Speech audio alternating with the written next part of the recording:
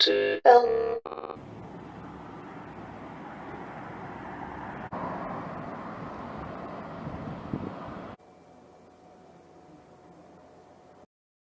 Today we have the managing director of Sebenza Engineering Projects, Mr. THEMBA. How are you, sir? No, I'm fine, thanks Tom. How are you? Yeah, I'm very fine, sir. Good. So I'm sure a lot of people just know Sebenza by the name, or they see it on the trucks and stuff, but they don't know the man behind Sebenza. If you could brief us a bit, who is THEMBA LECAGE? THEMBA LECAGE is a shy guy, but a very fun, loving guy. He is a hard worker, a father, a partner, and a friend to many. You know, that's THEMBA LECAGE. That's THEMBA LECAGE. Yeah. And were you born here in Welkom? Yes, I was born here in Welkom, in Oppenheimer Hospital, which is now RH Machabin. Yeah. Yeah, but a long time ago. And how was life growing up? Because we want to know you, like, personally. Yeah. How was life growing up? No, life, it was so nice, man. Growing up in Welkom, I enjoyed it so much. I loved going to school. Yeah, you loved Back then, I loved going to school. I loved playing sports. I loved going to parties on the weekends. So life was good, honestly. So what was your favorite sport? I used to play a lot of sports. I played rugby, I played cricket, I played soccer, I played tennis, but the favorite was cricket. Oh, the favorite was cricket. Cricket was the favorite, and that's what the reason was that because I used to play for provincial. For provincial? Yeah. How did that go? No, it was good. I enjoyed it. It was nice. It was really nice. Yeah.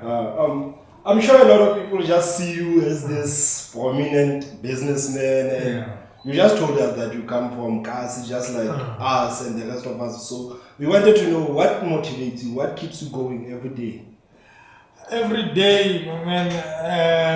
What keeps me motivated is seeing a change in people's lives, because I'm impacting on people's lives every day.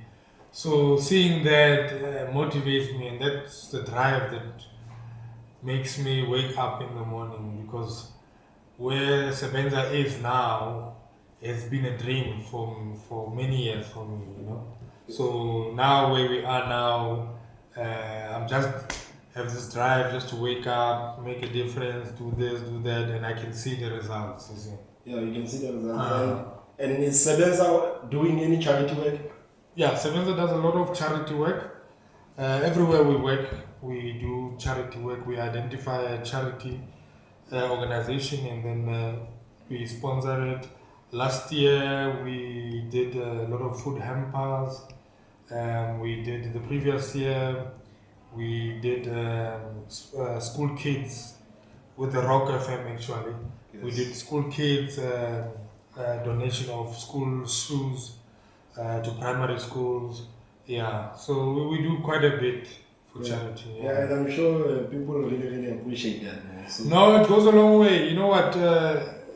Especially when we did the thing with the Rock. Yeah. I took it lightly, very lightly, when we started, you see.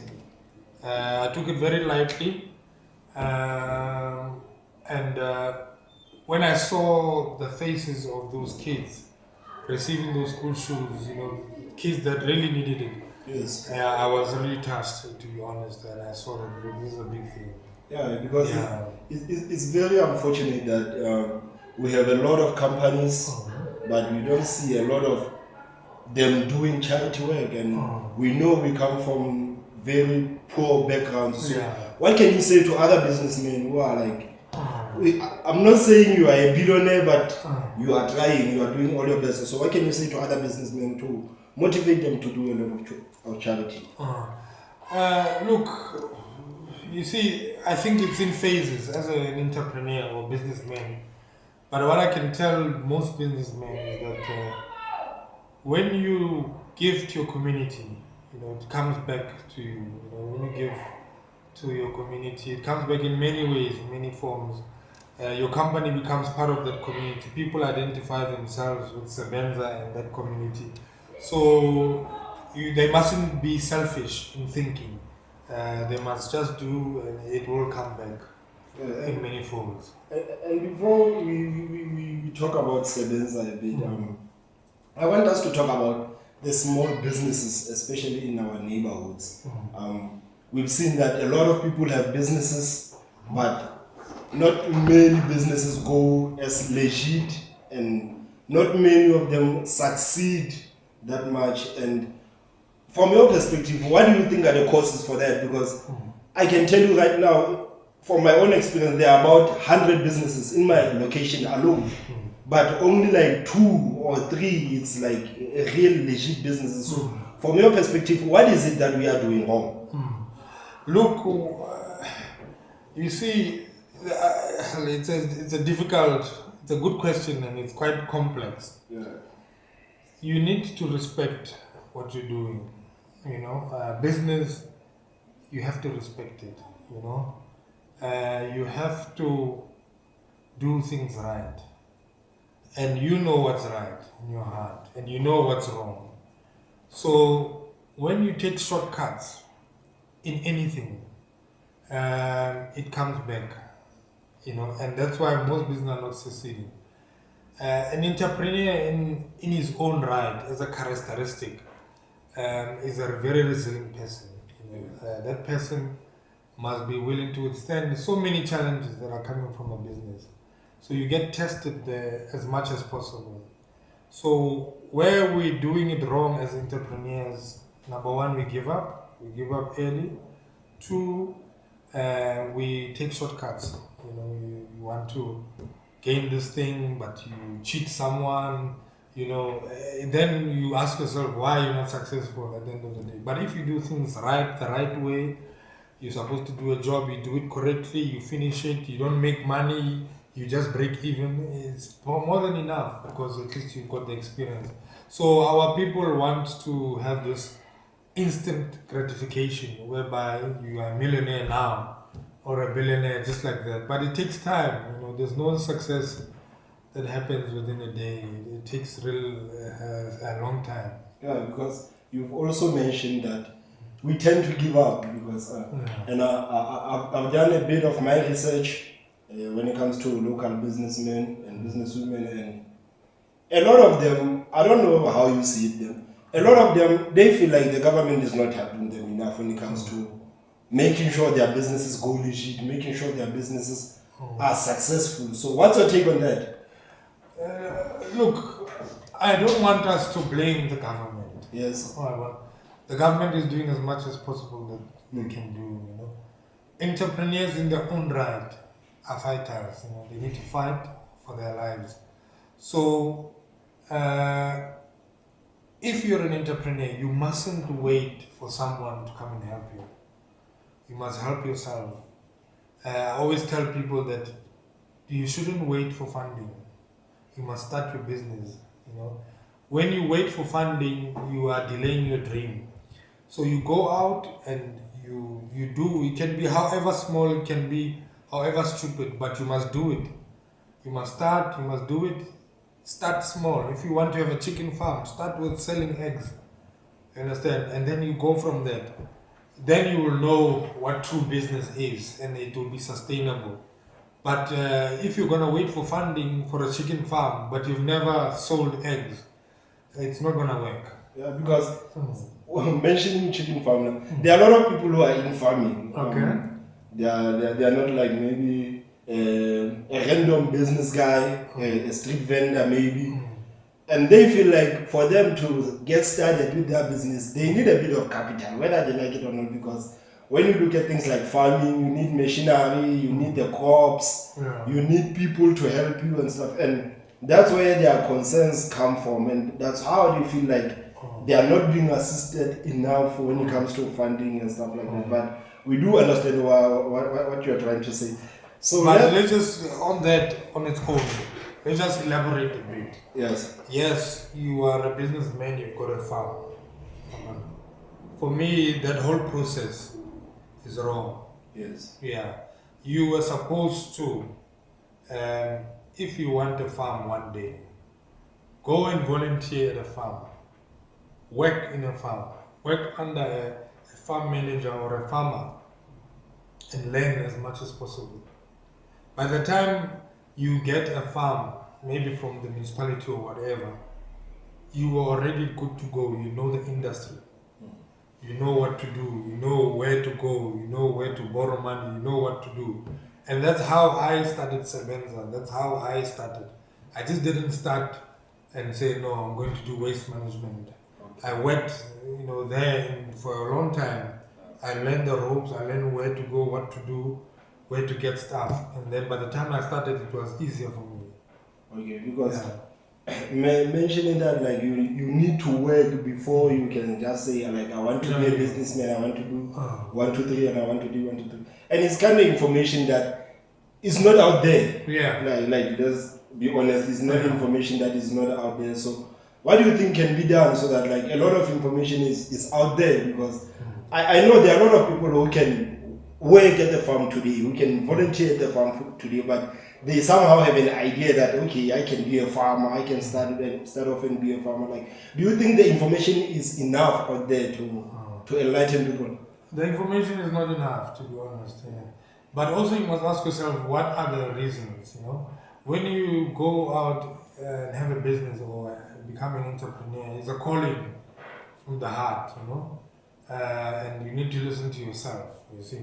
So if you're going to be a farmer for the sake of farmers have money, you want to be like them, you want to have money, you're going to fall short, you're going to be frustrated. You all know, you think someone is bewitching you.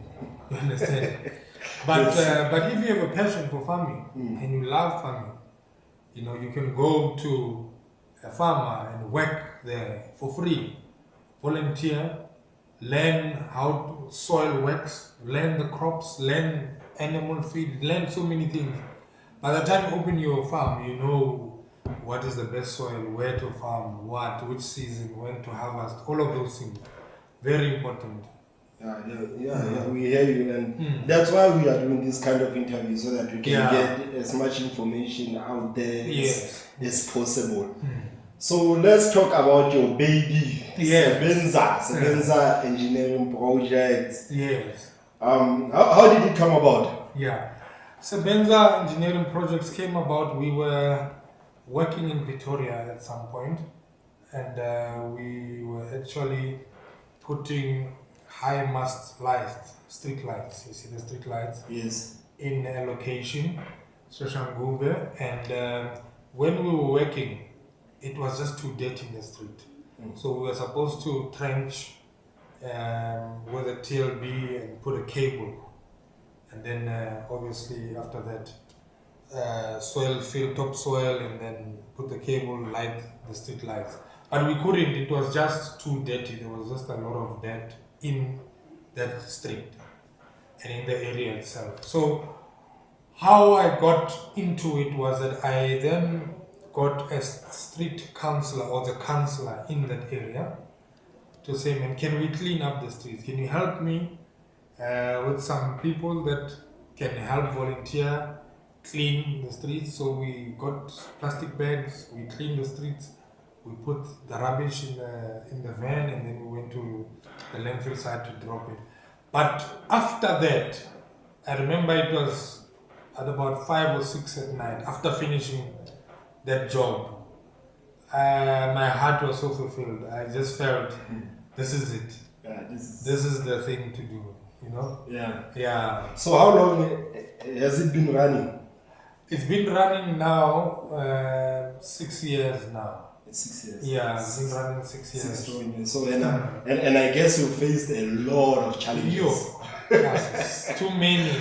Okay, I'm still facing challenges today. Can you give us like maybe 2 challenges that you thought like, okay, these ones they almost ended me? And how did you deal with them? Because a lot of people start businesses, then you start encountering problems, and you're like, I'm fine with it. I don't want anything to do with it. So can you please tell us maybe 2 challenges? 2 challenges. Yeah, maybe the ones that you almost thought that, okay, I'm out. I'm out. And how did you deal with them? Yeah. One of the challenges in the area I was working in, we had a political problem, you know, and you know, in fairness and in honesty to me, I was not, I didn't have an experience, you know, in politics.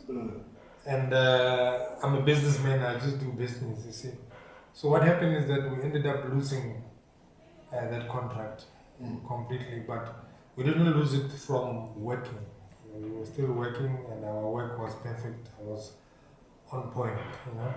But we lost it politically, you know, there were factions and unfortunately we were just caught up in the wrong faction at the wrong time. And we didn't know about it, you see. So that we lost that contract. So we nearly lost the whole business. But what helped me there was that I was resilient. Yes. You know, I didn't give up. You know, I'd come this far. There was no way I was going to give up. You know, I remember at some point I told my workers or my employees that, look, guys, we've got a problem. I'm going to have to lay you off for at least 2 months. And I'm going to come in alone to this office and work alone just to get everything right.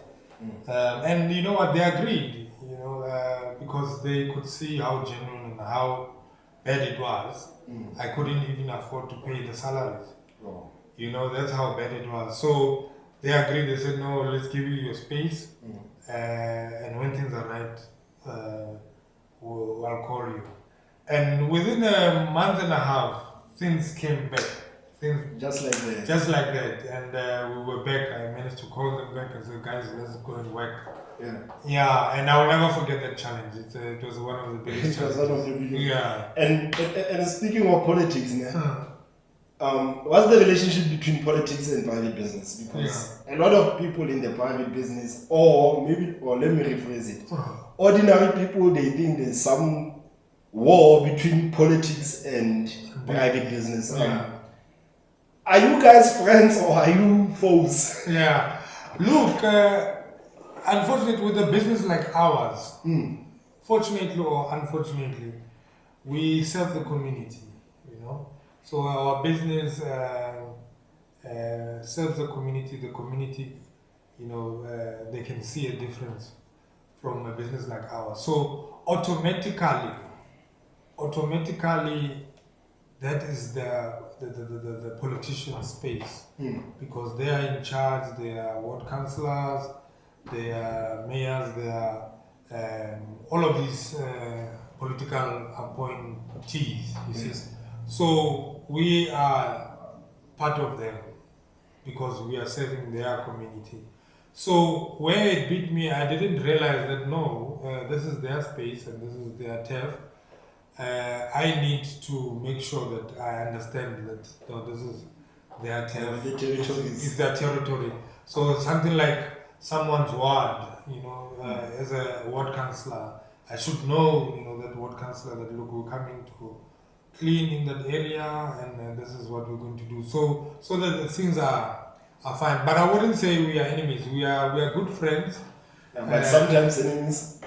Not really. It just depends. We just need to know where, you know, I do this, they do that, you know, and you know, that's how it's supposed to work, you know. Yeah. And you've also mentioned that you do the waste management. Yeah. I'm sure there are a lot of people who don't know what this waste management is. And can you please briefly tell us maybe a bit what is it that Sebenza does, maybe on a daily basis? What is it that you do? Yeah, so we've got 4 pillars in our office and in our company. So under waste management, so we've got refuse removal. Refuse removal is the waste trucks that we are deploying to the different towns, different cities to pick up refuse from the houses, okay? And then we dispose it at the landfill. Then we have illegal dumping, whereby there'll be illegal dumping in the location, wherever, and then we will come and clean that. Then we've got landfill management. whereby we manage the landfill where all that waste is coming in for the whole city. It needs to be managed. There's a science, there's a particular science and engineering behind it. It's just not dump there. No. So which means there is science behind it, because So, an ordinary person like me, when I see maybe a Sebenza truck, maybe I just think maybe they take this waste and maybe they just dump it somewhere and they come back and they, which means there is science behind it. Yeah, there's a big science. You see, the problem, and which is what I would love to teach people about if I had the chance, waste or matakala, rubbish. People take it as matakala, rubbish, but you will respect it when it's a problem. When matakala are not being picked up, that's when you're like, and it's already happening. That's when you give matakala respect. Because it's a problem. It's a problem. Yes, so what we want to do and what we want to try and teach people, given with platforms like yours, is that we need to respect matakala. We want to come to a point whereby we've got different types of bins. We start recycling from homes. A truck comes, a different truck will come and collect plastics, different truck comes and collect general waste, different truck comes and collect glass, and we recycle, So we want to get to that point, like first world countries, a lot of countries in Europe are doing that. We want to get to that point, and the only way we can get to that point is if we respect this problem, which is matakala. The ones that you don't respect a lot. And people need an education, I guess, when it comes to recycling. Especially in our own communities, is something that we don't really take. How important is it, recycling? Very, very, very important. I mean, the recycling now, I will tell you now, for the next 10 years, and it's 2021 now, 2031, you must remind me, or I will remind you, recycling will be the biggest business, in the country. How did you establish that? Through trends. And through seeing where is the world going, looking at other countries, looking at what they're doing, and looking what is the leverage coming from recycling. People make desks, make computers, make phones, make clothes from recyclable materials. So that material, if you already have it here, you understand, and it gives you money, so it just shows that this is going to be the biggest industry in the next 10 years, and we as Sebenza are going to be championing it. Because we're already in that game, and we want to make sure that we bring our community together on that recycling platform and make business with them. Considering recycling, are you planning on doing the workshops maybe? No, we haven't thought of workshops. We haven't thought of workshops. We haven't thought of workshops, but eventually we will do. We'll have to do it, especially in the township. It will really help us a lot. Just to teach people, and also going to schools as well. And taking out that stereotype of matakala. Yes. So, in case people didn't know, we are in Welcome right now, and how many branches does Sebenza have? Sebenza has got 2 branches. Yes. So it's one here in Welcome and another in Johannesburg. Okay. We are mostly very busy here in the Free State. Yes. We are working in Parys, we're working in Kronstadt, and we're working in Welcome. So, and in Welcome as Machaveng as a whole. So we are quite busy, and we are growing by the day, and I'm happy to be part of it and to lead this team, and see my brainchild, grow like this. It could only be God, and I'm really in awe of that. Yes, because I'm sure like people know when they look at you. Yeah. Maybe we can't say they know you personally, but they know your drugs, they know the work that you do. And when you look at our communities, most of them, they are filled with this waste. Yeah. What is it that the community can do to help maybe your companies like yours, so that this can be a bit managed? Because if you go to townships, what's happening right now is not managed. It's not managed anymore. There are trucks. Maybe sometimes the government trucks come. Sometimes we, especially in Belgium, we know the Sebenza trucks, they do come, but the waste is still not managed. So what is it that the community can do to help companies like Sebenza, to help the government? Yeah. Look, a lot actually. You know, the community can do a lot. It's a problem, you know, because it's hazardous. You know, when the waste is not picked up, it starts smelling. Then you get rats, dogs. You know, it becomes a problem. So the community can really help us with illegal dumping. I understand, obviously, they will say that there is legal dumping because the trucks are not coming. So we just dump it at the corner. But if they can somehow keep their waste for a certain period, let's say 1 week or 2 weeks maximum, and make sure that the truck comes. When the truck comes, put it in the truck, and not dump in the area where they stay, because that creates a serious problem for the kids that are playing in the street and for our communities. Yes, because I'm asking you this because I've seen that it's almost as if we have gotten used to dumping. Even when the trucks do come, maybe we know they will come on Wednesday, or maybe we know they will come on Friday, but we have that tendency to dump. So it's something that we really need to look at proper attention. Yeah, but from our side, I will tell you now that we are also working as much as possible, because at the moment we work hand in hand with the municipality. Yes. So municipality doesn't have enough people. There's not enough people to work on that job at the back of those trucks and putting the waste. But what municipality has done, they have actually gone out and they're busy shortlisting. They've actually gotten CVs of people that they're going to hire as general workers, and they're shortlisting. So I don't think by next year this problem will have it, because there will be enough trucks, and then there will also be enough people for the community to be served. Yeah, which will be a very good thing for the environment as well. Yeah. So Sebenza, out of all the names in the world, you chose Sebenza. Yes. Why Sebenza specifically? I like work. I mean, you know, I'm a workaholic. Yeah. But in all honesty, I didn't choose the name. My friend chose it. Oh. You know? My friend chose it and said, "No, man, Sebenza." You know, because he knows my character.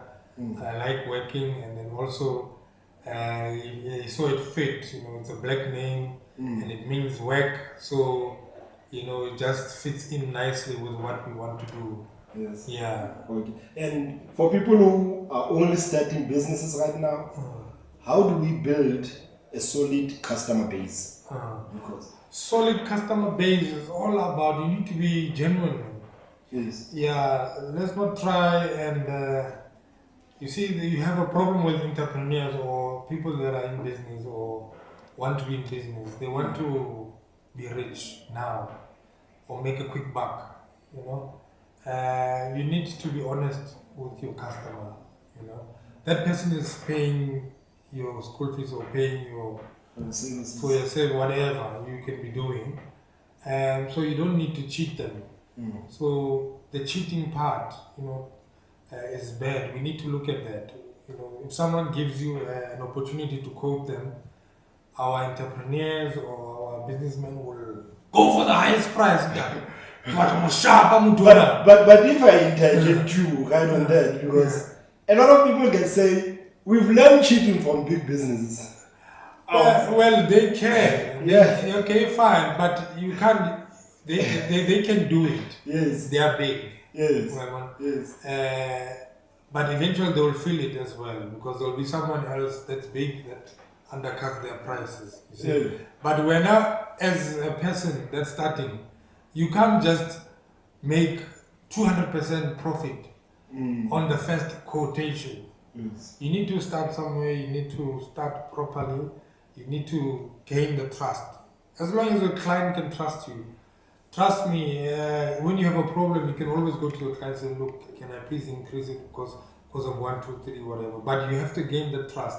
And that's how you build a solid customer base. But by cheating them, trust me, you're making them run away. So, but when it comes to, I'll stick to cheating a bit. When it comes to cheating, do you think that mentors, maybe I can say someone like you, who runs a big business, do you think mentors are good? Do you think they are doing a good job, or they are what? They are telling people to cheat? Maybe it's business. This is how it's done. You need to cheat. You need to what? Do you think the mentors are doing a good job, or? No, look, the mentee, it's up to him to find a mentor. Yes. It's not the mentor's job to find the mentee. But I would say mentors are doing a good job because they've gone through it. You know, they have the experience. They know the ups and downs. So it's only fair for them to direct you or advise you properly to say, no, don't cheat. Because when you cheat, that person will find out. You know, you sell this USB, for 1,500, and then your client one day finds out, no, but this thing is actually 20 rand. You understand? That's how you lose your business. You see. So, but if you are selling, if this thing was 20 rand and you sell it for 30 rand, your client, because it's you, will always still buy it for 30 rand from you. You know. Yeah, because speaking from like in general, do you think like there's a wrong stereotype around business? Because that's what people do. Yeah. You can come to selling snacks or selling drugs. Yeah. It's what people do from like, do you think that the business is... Yeah, it's a wrong stereotype. Yeah. Even in tender business. Yes. And unfortunately or fortunately, our business is in the tenders because we're serving the community. That's a public domain. It means we have to do the tenders. So yes, there is a wrong perception about cheating. You want to go for the highest price and rip the municipality or the client off. But at the end of the day, you short-live your company. Your company doesn't become sustainable. But if you're fair and if you're right, you understand, your company will be sustainable. You'll be able to sustain it for years to come and leave a legacy. Okay, because when someone looks at your company like Selenza is a very well-known company. I don't think you know how popular your brand is, especially. It's very popular. How do you make sure that people know it, especially when it comes to marketing? How do you market your business? That's a good question. I would say maybe one of the biggest marketers for us was the trucks themselves, you see. Yes. The trucks, we branded the trucks and then they marketed us nicely. That was one of the biggest marketing tool that we used. But we also have a marketing company that we use that's on social media that pushes our brand on social media. And then we also have a website as well, which we update every month on things that we're doing and that we've done. So I think that's what keeps us busy. And then we've also done several things with The Rock, and we've also done several things with a newspaper, in Valcom, and a magazine. So maybe those things are the things that kept the brand pumping. Yeah, but looking at the projections, which method do you think is the most impactful? Because when it comes to social media, or maybe the branding on the trucks, or maybe going on doing the charity, which method do you think, okay, this one actually works? Whenever we put this one off, something happens. It's a difficult one. Look, for a company like ours, which is a community-based company, I think the trucks work for us. But I'm also speaking not as a marketing graduate. I'm just speaking from my own perspective. Yes. I think the trucks, why? Because the trucks, even though a person might not know, but when they see the truck coming in and say, hey, Sebenza truck is there, automatically they assume or they know that, okay, I must take out my rubbish or my refuse. Yes. So that has helped us a lot in terms of the branding positioning. So it's good, but I think we want to market it more going forward. Okay. And get it more out there, and more community-based. We want to interact with the community more. So that they know you are not the enemies, you are here. We're here to help them, because people are looking at your trucks as if, these guys say they are letting us die with all this waste and stuff. Exactly. And if you look at the industry that you are in, the waste management, if you had a chance to change something about this industry, what is it that will change?